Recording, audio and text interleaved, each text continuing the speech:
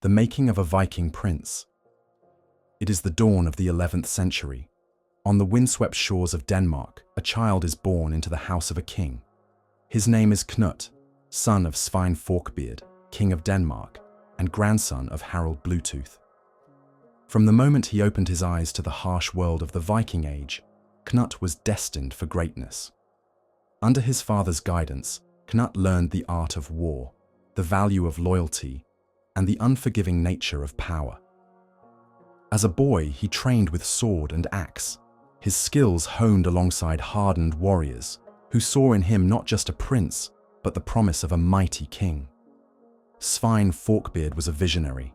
His ambition stretched far beyond Denmark, and his sights were set on England, a kingdom ripe for conquest, weakened by internal strife and ruled by the hapless king Ethelred the Unready. Svein's dream was to unite the seas under his rule, forging a Viking empire. Little did he know, it would be his son who would bring that dream to fruition. Chapter 2.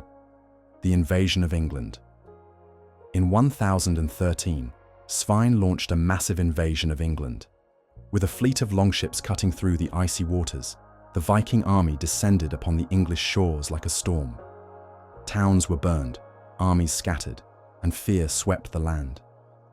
King Ethelred fled into exile, leaving England in Svein's hands. It seemed as though the Northmen had finally conquered the rich and fertile lands they had coveted for centuries. But fate is rarely kind. Just weeks after his triumph, Svein Forkbeard fell ill and died suddenly. Chaos erupted in the Viking ranks. The English nobles seized the moment, rallying to bring Ethelred back to the throne, and young Cnut, who had accompanied his father on the campaign, found himself abandoned by many of his allies. Barely 20 years old, he was forced to retreat, leaving England behind. For most, such a defeat would have been the end. But Cnut was no ordinary prince. Tapi.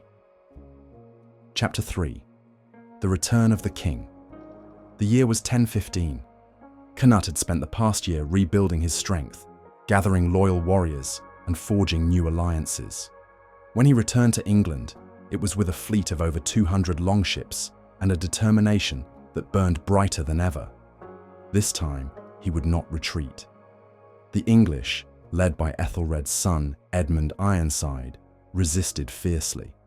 The two forces clashed in a series of brutal battles, each one more devastating than the last. The fields of England were stained red with the blood of Vikings and Saxons alike. Finally, in October 1016, the two armies met at Ashington Hill. It was a battle that would decide the fate of a kingdom.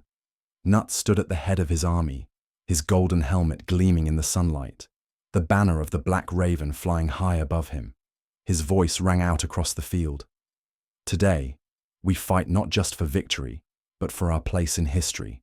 Hold the line, show them no weakness, and remember, this land will be ours by nightfall. The battle was fierce and unrelenting. Hours passed, and the outcome remained uncertain.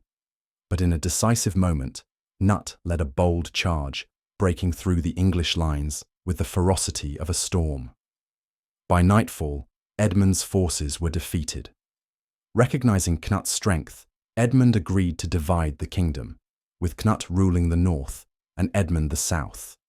But destiny had other plans. Just weeks later, Edmund died under mysterious circumstances, leaving Cnut as the undisputed King of England. Chapter 4. Building the North Sea Empire. Cnut's coronation marked the beginning of a reign unlike any England had ever seen. Unlike other Viking rulers, Cnut sought not just to conquer but to govern. He embraced the customs of his new kingdom, working with the church and the English nobility to stabilize his rule.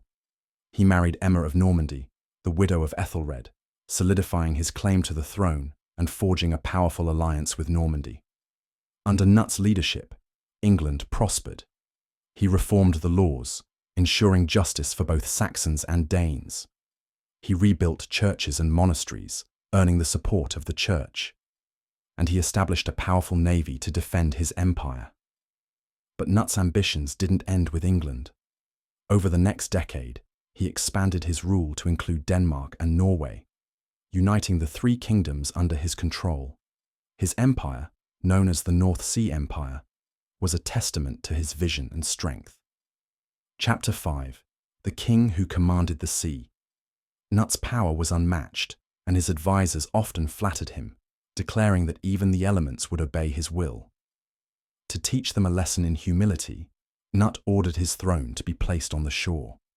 As the tide rolled in, he raised his hand and commanded the waves to stop. "Stop! I, your king, command you to halt and go no further." Of course, the sea paid no heed. As the water rose around him, Cnut turned to his advisors and said, "Let all men know that no king is so powerful as to command the sea. True power belongs to God alone." It was a moment of humility and wisdom that would be remembered for centuries. Chapter 6. The Legacy of a Great King. Cnut ruled with strength and wisdom for nearly 2 decades.